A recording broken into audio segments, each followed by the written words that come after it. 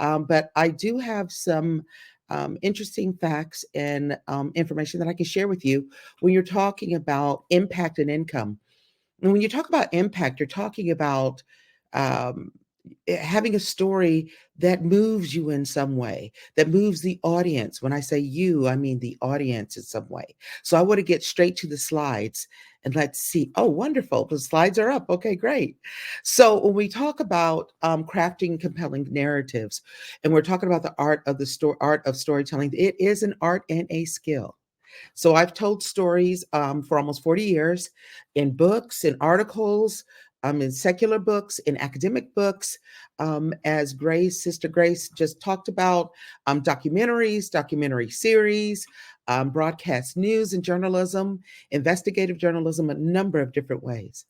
And each time there's a formula, but really what's important is about being authentic. So, for instance, as you move through these slides, each slide has a story. I'm giving the narrative to the story that you're seeing. So when you think about compelling stories, I want you to think about taking a train ride or a boat ride through a town, maybe on the water there. That's in Abuja, Nigeria. That is my brother Titus. And he's looking out over the water, and I wanted to capture that. I wonder what he's thinking. And as you're telling a story from beginning, middle, and end, you want to narrate a story that has rhythm, that has inflection, that has a number of areas where they're so immersed in the story, they're hearing what you're saying, but they're also going on the voyage with you. So, next slide, please. So, as we look at this, we can look at the aspect of what does this really mean?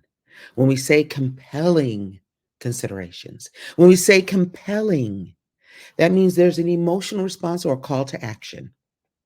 When you write a compelling story, there's something about it that is going to move your audience or move policy or move legislation. There's a call to action, even if it's moving an emotion. You have social responsibility when you have the power of the pen, the power of film and documentaries.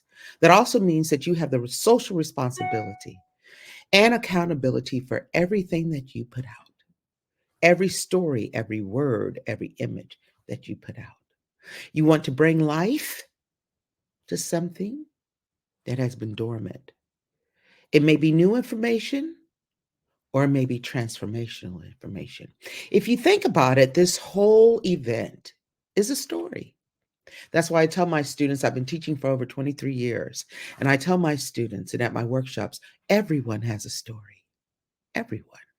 And there's a story around you right now as you're sitting, as you're watching, as you're listening. There's a story right now about what's happening in your life. There's truth and facts. When we have a code of ethics agreed upon and was introduced by the professional organization, the Society for Professional Journalists. And what we have our code of ethics. So one of our code of ethics is to seek truth and report it. That means in journalism, for instance, we don't have opinion. In documentaries, we can have opinion that are subjective, followed by facts. But we have the code of ethics where we have the speak the truth and report it, be fair and balanced, minimize harm, be independent. So these are things that we adhere to and standards that we adhere to when we're doing journalism and storytelling. You want to centralize your focus, which means how are we going to begin? So centralizing the focus, Director General Madam Malame Manja centralized this event, gave us a focus, and our focus is storytelling for impact and income. And then the WIFM, that's a new word that I want you to remember. The WIFM here means what's in it for me. And that's the audience. If you're talking to the audience and you want them to have some time, you want to say, what's in it for me? What's in it for them? Why should they listen to you? That's a part of storytelling. If you can capture that, as Malame said, to learn about how to make impact and income, who doesn't want to make income? And why not make an impact while you're doing it? When people believe and trust in you, and you have credibility, and you're trustworthy. So We have the key elements to professional writing, publishing, and distribution by connecting to your audience. There's a story idea, there's a written content, and there's audio, rhythm, and visual. So, this aspect here, I want to show you here. This is a young lady. This story, I want to tell you a story about each slide. This story is a young lady that I was in a village, and this is her first thing in the morning. I call it sun kissed Black Beauty. No makeup, no nothing. This is what this young lady looks like first thing in the morning. She smiled. She allowed me to take her picture. That is a story. This young man here, when I was in my degree, I visited a camp there and I was talking about storytelling. And with the storytelling, um, he came up to me afterwards and said he had written 3 books already. And I thought to myself, wow, this is really exciting. And so that is a story here. And pictures speak 1,000 words, right? And so when you're writing your story, a lot of times what I do for my compelling stories is like I tell individuals, I can't tell you how many awards I've won, even though you can see some of the Emmy awards here. I have some Emmys in case somebody wanted to see them. It's not about how many awards, but I can tell you the stories. I can tell you the people because when I think about impact, I'm a humanist and a humanitarian. So I'm a storyteller for impact. That's what I do. That is my calling. And so when I look at that and I look at storytelling for impact, I go 1 to 2 levels deeper than other people. What I look at is what story has not been told? What am I seeing? What voice do we not hear? So you want to have a single question that at the end of your story, at the end of your chapter, at the end of your episode, at the end of your campaign, your ad, you want to have a story that answers a single question, major question. What is that question? What do they know? What do you want them to know? That's transformation. And what should they know? And why? Why should they know it? Again, that's the whip and what's in it for me. So here is another story of children that I celebrated a holiday with them, and they were so loving, so innocent as children. And this little girl here, she just was a dancer and she wanted to pose. So I took a picture. That's her story. That's another thing that's important. When you have compelling impact stories, the story really isn't about you unless you're the subject. So you have to allow them to have voices. You have to allow your audience to have voices. Okay.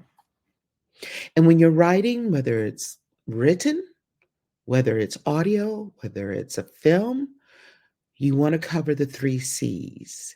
When I think of broadcast, it's not just broadcast television or broadcast radio.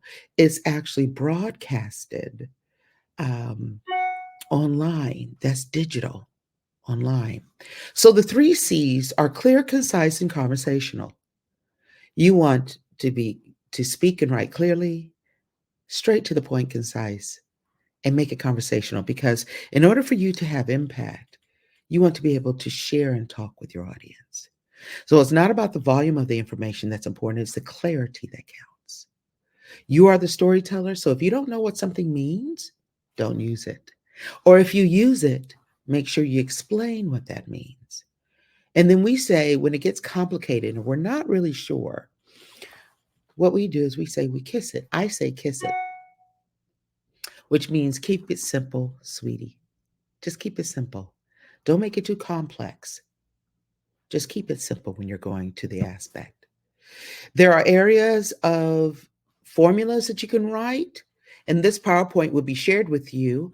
All of the ones who have registered and all of the ones, the organizers, will share this PowerPoint with you so you can have this for you. I want you to put that in your toolkit. So we have, these are just a couple of the models that we use that anytime you're in a hurry, you can actually write to this. So we call this the pregnant eye. It has a beginning, middle, and end because it looks like an eye here. So the lead here sells the story. This is why you should listen. What's in it for me? This is why you should listen. The body tells the story, which you cover the five W's and the H, which is the who, what, when, where, why, and how. And then you have the tag, which summarizes and says what's next. And then if you write just strictly in print, they usually, or online, they usually use the hourglass, which you have the same aspect.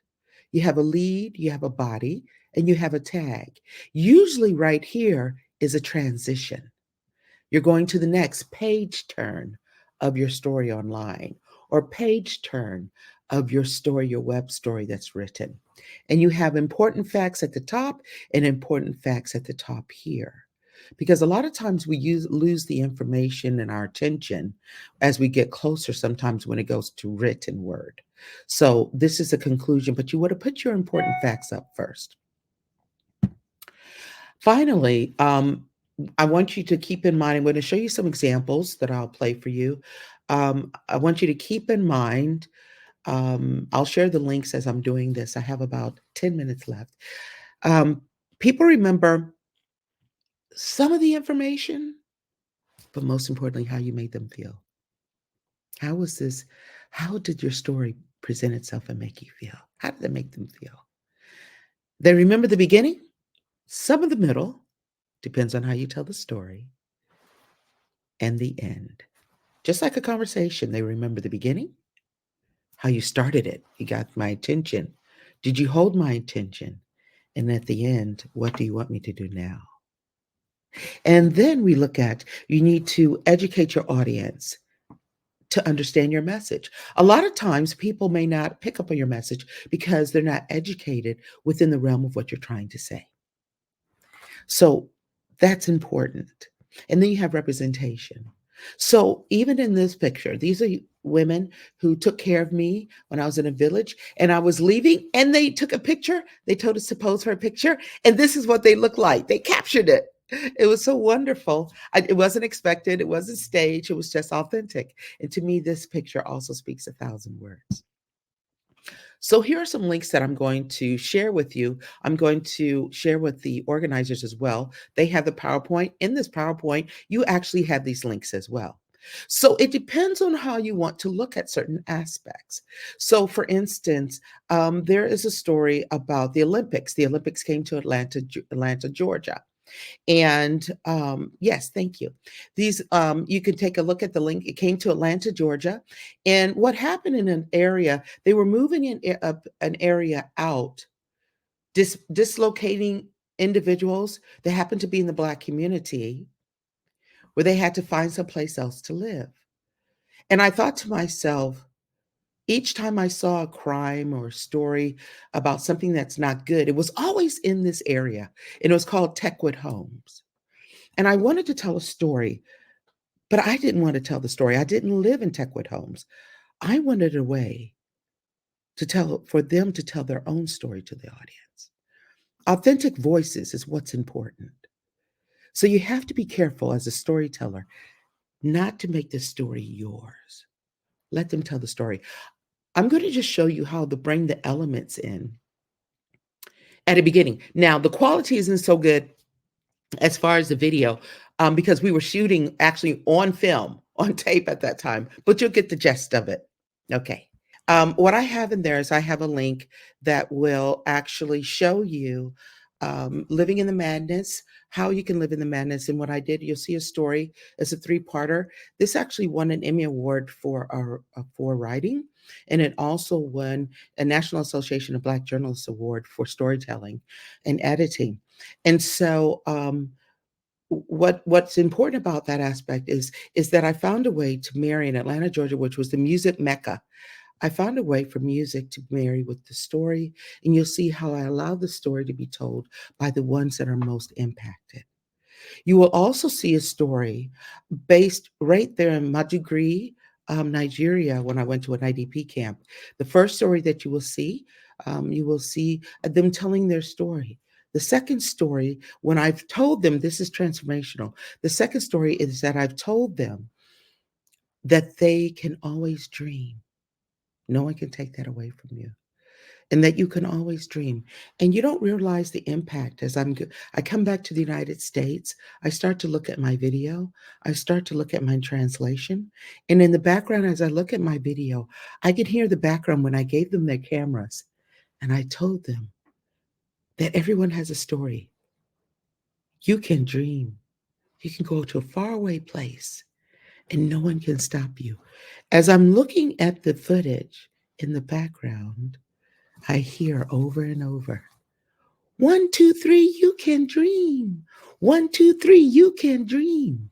So please understand the power of telling your story, the power of bringing a story to the audience.